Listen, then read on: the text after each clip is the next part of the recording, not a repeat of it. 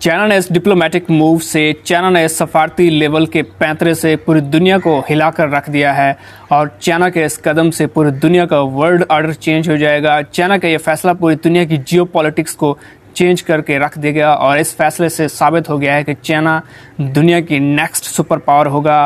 America अब पीछे रह चुका है। दरअसल चाइना ने सऊदी अरेबिया और ईरान के दरमियान एक पीस एग्रीमेंट करा दिया है।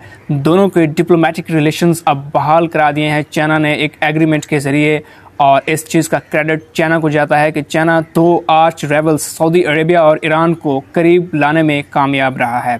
दरअसल सऊदी अरेबिया और ईरान मिडिल ईस्ट में सबसे बड़े दुश्मन हैं, जैसे एशिया में पाकिस्तान और इंडिया एक दूसरे के दुश्मन हैं।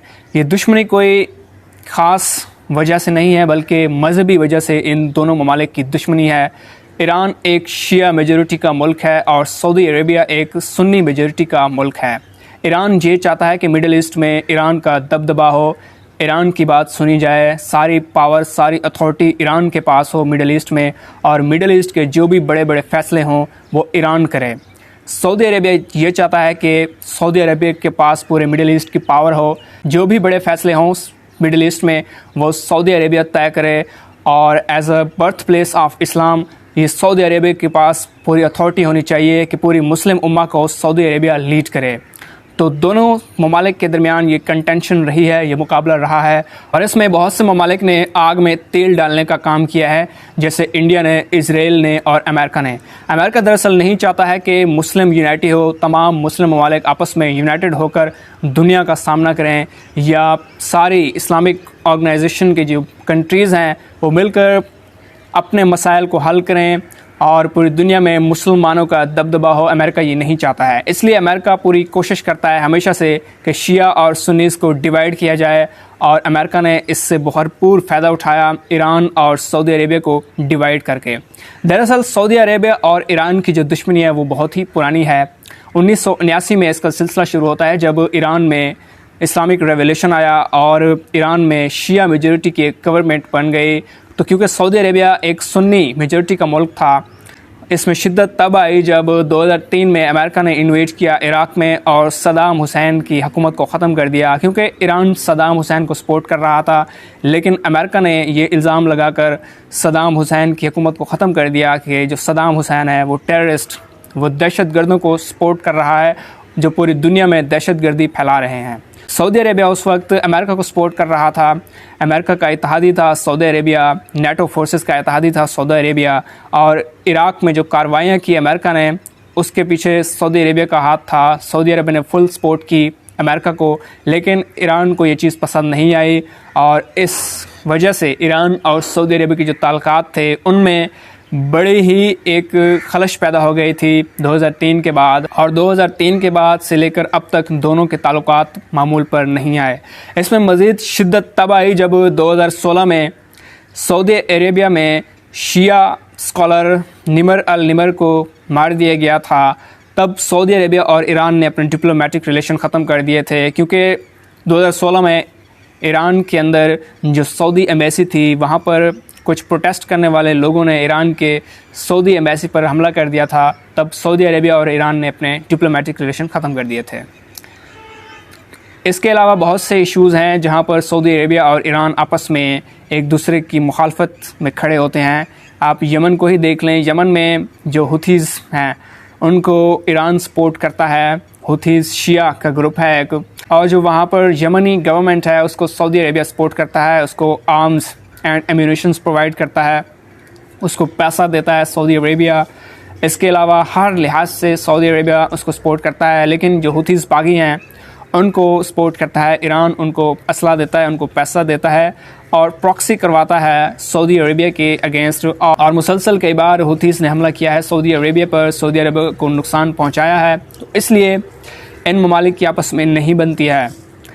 इसके अलावा लेबनान हो गया, सीरिया हो गया, यहाँ पर भी दोनों ममालिक एक दूसरे की मुखालफत में खड़े होते हैं, और एक पार्टी को अगर ईरान सपोर्ट करता है तो दूसरी पार्टी को सऊदी अरेबिया सपोर्ट कर रहा होता है। तो दोनों ममालिक हमेशा से एक दूसरे के राइवल रहे हैं, और इस राइवलरी का पूरी दुनिया ने फ़ायदा उठाया है, और मुस्लिम दुनिया को इसका सबसे बड़ा नुकसान हुआ है। लेकिन चाइना क्योंकि पूरी दुनिया में अब इमर्ज हो रहा है, उभर रहा है as a global super power और चाइना ने अपनी जिम्मेदारी दिखाई है। तो as a major global power China ने दोनों ममालिक को साथ मिला दिया है। ये बहुत ही अच्छी खबर है, ख़ास तौर पर मुस्लिम ममालिक के लिए, स्पेशली पाकिस्तान के लिए, क्योंकि पाकिस्तान भी इन ममालिक की रेवली से बहुत नुकसान उठा रहा था।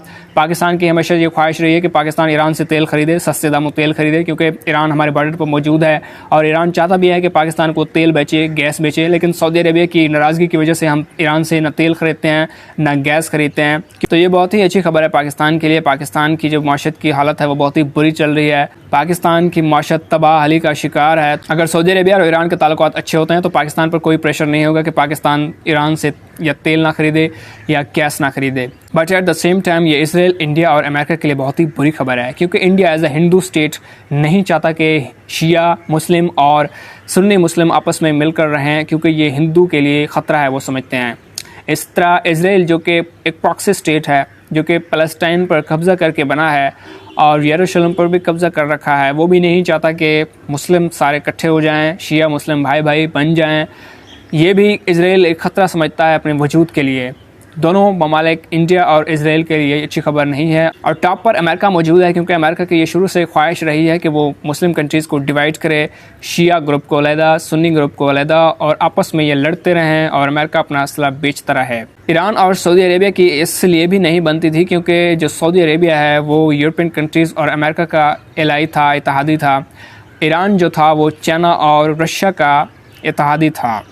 तो इसलिए इन ममालिक के दरमियान हमेशा कंटेंशन रही, मुकाबला रहा, क्योंकि नेटो फोर्सेस जो थी वो सऊदी अरेबिया की पावर की वजह से, सऊदी अरेबिया की सपोर्ट की वजह से वो इराक़, वो शाम, वो लिबनान में कार्रवाइयाँ करती थी और सऊदी अरब उनको सपोर्ट करता था। और ये चीज़ इराक़ को एक आँख भी नहीं भाती थी। ईरान नहीं चाहता है कि अमेरिका अपनी चौधराहट दिखाए मिडल ईस्ट में, यूरोपियन कंट्रीज़ यहाँ पर निहत्ते मुसलमानों का कत्लेआम करें। ये ईरान की हमेशा से पॉलिसी रही है, अमेरिका और यूरोपियन कंट्रीज़ के ख़िलाफ़, इसराइल के ख़िलाफ़। इसराइल ईरान को अपना सबसे बड़ा दुश्मन समझता है। ईरान और सऊदी अरेबिया के ताल्लुकात इस वजह से भी ख़राब रहे क्योंकि सऊदी अरेबिया ये चाहता है कि ईरान अपना न्यूक्लियर प्रोग्राम जो है उसको ख़त्म कर दे, ईरान न्यूक्लियर वेपन्स डेवलप ना करे, क्योंकि सऊदी अरेबिया को ख़तरा है कि अगर ईरान न्यूक्लियर वेपन्स डेवलप कर लेता है, अगर ईरान के पास एटम बम आ जाते हैं तो ये सऊदी अरेबिया के वजूद के लिए ख़तरा होगा। क्योंकि अगर फ्यूचर में कोई इनके दरमियान ऐसी मुखालफत होती है या इनके दरमियान लड़ाई होती है जो पीक पर पहुंच जाती है तो ईरान न्यूक्लियर वेपन्स इस्तेमाल करेगा सऊदी अरेबिया के ख़िलाफ़। तो बहुत सी वजूहत हैं दोनों ममालिक में मुखालफत की, और अब चाइना ने इस सारे मामला को ख़त्म कर दिया है और चाइना दोनों ममालिक को साथ ले आया है। तो बहुत ही अच्छी खबर है ये, और तमाम मुस्लिम दुनिया को जश्न मनाना चाहिए, खुशी मनानी चाहिए। और अब हम उम्मीद करते हैं कि लड़ाइयाँ ख़त्म होंगी और जो मुस्लिम दुनिया है वो तरक्की की राह पर गामज़न होगी। मिडिल ईस्ट में जो गरीब ममालिक हैं उनको फ़ायदा होगा, ख़ासतौर पर यमन के लोगों को बहुत ज़्यादा फ़ायदा होगा, क्योंकि वो कई सालों से जंग झेल रहे हैं, वो कई सालों से अपने प्यारों को लॉस कर रहे हैं, खून बह रहा है यमनियों का, और वहाँ पर गुर्बत है, इफ़लास है, खाने पीने की अशिया की किल्लत है, फूड सिक्योरिटी है। तो बहुत ही अच्छी खबर है ये यमन के लिए, इराक़ के लिए, शाम के लिए, पूरे मिडिल ईस्ट के लिए, पाकिस्तान के लिए।